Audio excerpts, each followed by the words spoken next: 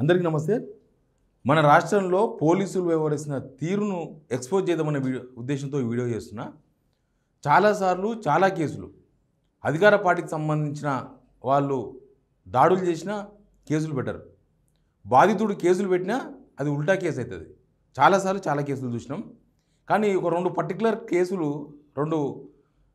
ఈ రెండు కేసులను చూస్తే మనకు పోలీసులు ఏం పని చేస్తున్నారు, పోలీసులు నిజంగానే పౌరుల కోసం పనిచేస్తున్నారా లేకపోతే అధికార పార్టీ కోసం పనిచేస్తున్నారా అనేది ఖచ్చితంగా తేలాల్సిన అవసరం ఉంది.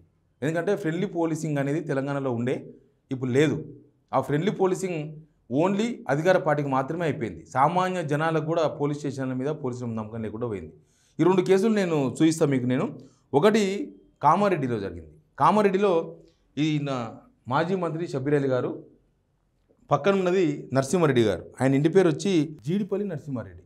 ఆయన ఏం చేసిండంటే ఎవరి అనుమతి లేకుండా ఏమీ లేకుండా ఈ షట్టర్స్ కట్టిండు. ఎక్కడ కట్టిండు ఈ షట్టర్స్ అంటే కామారెడ్డి జిల్లా మాచారెడ్డి మండలం పాల్వంచ గ్రామంలో ప్రభుత్వ భూములు, అవి గవర్నమెంట్ భూములు కబ్జా చేసి అక్కడ షట్టర్లు వేసిన ఆయన ఎవరు అని అంటే వైస్ ఎంపీపీ అంట. వైస్ ఎంపీపీ ఇప్పుడు మాజీలు అయిపోయారు అనుకోండి, కాకపోతే అధికార పార్టీలో ఉంటే వాళ్ళదే హవా నడుస్తున్నది.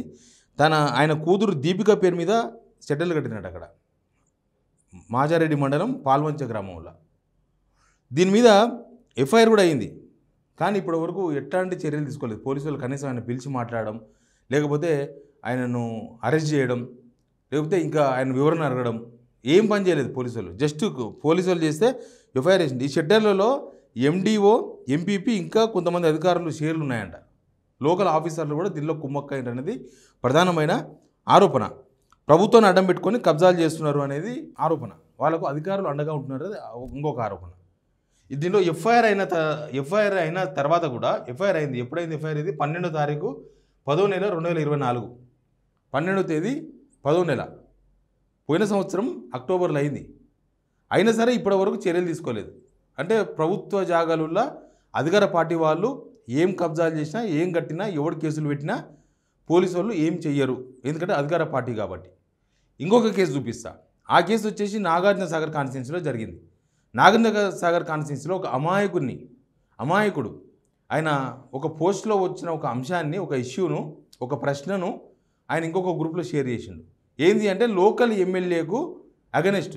ఎమ్మెల్యేనే కదా అడగాల్సింది, ఎవరిని అడుగుతారు? వాళ్ళు ఇచ్చిన హామీలు అట్లాంటివి, రాకపోయినప్పుడు అడుగుతారు, క్వశ్చన్స్ అడుగుతారు. లేకపోతే పలానా దగ్గర అవుతుంది, పలానా ఎమ్మెల్యే దీనిలో ఇన్వాల్వ్ అయినారంటే అది షేర్ చేస్తారు. దానికి ఎమ్మెల్యే సమాధానం చెప్పుకోవాలి. సమాధానం చెప్పుకోలేకపోతే వదిలేసుకోవాలి, స్పోర్టివ్గా తీసుకోవాలి. కానీ వాళ్ళకి అగెనిస్ట్గా వాట్సాప్ షేర్ చేస్తే కూడా దాని ఒక పెద్ద కేసు చేసి పోలీసులు కిడ్నాప్ చేసినట్టు ఇంకా ఏకంగా. నేను ఆ వీడియోలు కూడా చూపిస్తా. మాజీ ఎమ్మెల్యే భగత్ పోయింది వాళ్ళ ఇంటికి. అందుకు ఆ కేసు ఎక్స్పోజ్ అయింది. వాళ్ళు వాడితో బయటికి ఇప్పటికీ కూడా చాలా భయపడతారంట. నేను మీకు కొన్ని విజువల్స్ చూపిస్తా, ఆ తర్వాత వాళ్ళతో మాట్లాడించే ప్రయత్నం చేద్దాం మనం. ఆసుల అజయ్ అని 11వ వార్డు హాలియా మున్సిపాలిటీ. ఈయన చేసిన తప్పిదం ఏంటంటే మొన్న బీసీలకు సంబంధించినటువంటి వరంగల్ మీటింగ్ కి పోయి రావడంతో పాటు వర్ధంతి అని చెప్పేసి, మరణం అని చెప్పేసి ఏదో ఇక్కడ కాంగ్రెస్ పెద్ద నాయకుల మీద ఒక ఫోటో రిలీజ్ చేస్తే దాన్ని ఆయన సోషల్ మీడియాలో పోస్ట్ చేయడం. ఇది ఆయన పేరు అజయ్. మొన్న బీసీల రాజకీయ సదస్సును ఒక మీటింగ్ పెట్టిండ్రు. దానికి ఒక ఆయన మొత్తం నేనే కండక్ట్ చేసిన, నేనే అందరిని తీసుకోపోతున్నానని హెలికాప్టర్ వెళ్ళింది. మీకు అందరికి గుర్తుందా? అక్కడ కొన్ని ఆరోపణలు కూడా చేసిండ్రు.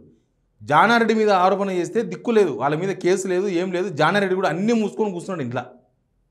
ఈ కులగణన విషయంలో కులగణన మొత్తం చెడగొట్టిందంతా జానారెడ్డే, బీసీలను తక్కువ చేసి చూపిస్తున్నది జానారెడ్డే ఈ రిపోర్ట్ తయారు చేసిందని చెప్పి ప్రధానమైన ఆరోపణ చేస్తే ఇప్పటిదాకా జానారెడ్డి కొడుకులు ఇద్దరు ఉంటారు, ఒక ఆయన ఎమ్మెల్యే, ఒక ఆయన ఎంపీ.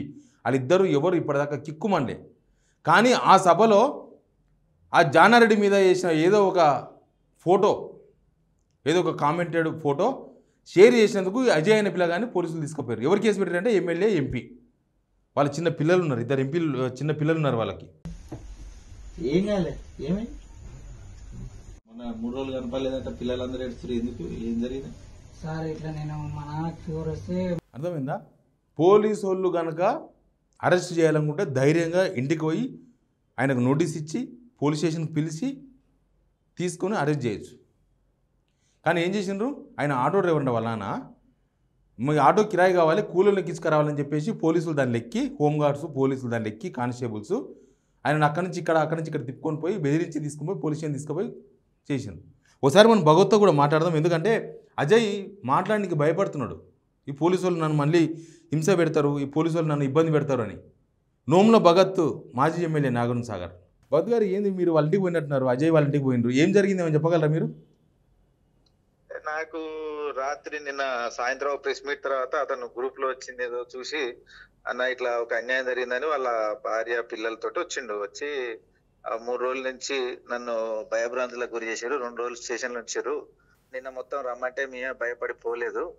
దాని తర్వాత వేరే వాళ్ళు వచ్చి పోయారు. కానీ బయటకు వచ్చిన తర్వాత అక్కడ స్థానికంగా ఎవరైతే నన్ను అక్కడ తీసుకుపోయారో బలవంతంగా కిడ్నాప్ చేసి, వాళ్ళు వచ్చారా మీ అంత తెలుస్తావరా, మేము ఇట్లా చేసినాం అట్లా చేసినాం అని చెప్తావరా నువ్వు అని చెప్పి అంటున్నారు. మాకు ప్రాణహాని ఉన్నట్టు అనిపిస్తుంది అన్న అని చెప్పి. ఎవరు బెదిరిస్తారు, పోలీసులా లేకపోతే వేరే వాళ్ళ? పోలీసు వాళ్ళే. అక్కడ జరిగింది ఏంటంటే, ఫస్ట్ ఇతను మల్లన్న ఏదో మీటింగ్ పెట్టినప్పుడు, అప్పుడు బీసీలకు సంబంధించి మీటింగ్ పెట్టినప్పుడు ఏదో పోస్టులు వచ్చినాయంట వీళ్ళకు. ఆ పోస్టులు వచ్చిన దాన్ని వీళ్ళు షేర్ చేశారు. షేర్ చేసినప్పుడు ఏమైంది, ఆ షేర్ చేసిన దాంట్లో వర్ధంతి ఇట్లా మన మంత్రులది అలాగే మా జానారెడ్డి గారిది ఆ వర్ధంతి ఏదో ఫోటో ఉంటే అవి షేర్ చేస్తే, స్థానికంగా ఉన్న కాంగ్రెస్ పార్టీ నాయకులు ఫోన్ చేసి నీకు ఎంత ధైర్యము నువ్వు గై పోస్ట్ చేస్తావా అంటే అతను డిలీట్ చేస్తాడు అవి. సారీ అన్న ఇక తెలియకుండా పెట్టినా సారీ అని చెప్పి వాళ్ళు చెప్పిండట. చెప్పి డిలీట్ చేసిందట. చేసిన తర్వాత 2 రోజులకు వీళ్ళు ఎట్లా నెంబర్ సంపాదించి ఆ లొకేషన్ ట్రేస్ చేసి కొంచెం దూరం తీసుకుపోయిన తర్వాత వేరే రూట్ లో తీసుకుపోతుంటే ఎక్కడ తీసుకుపోతున్నావు అని అడగంగానే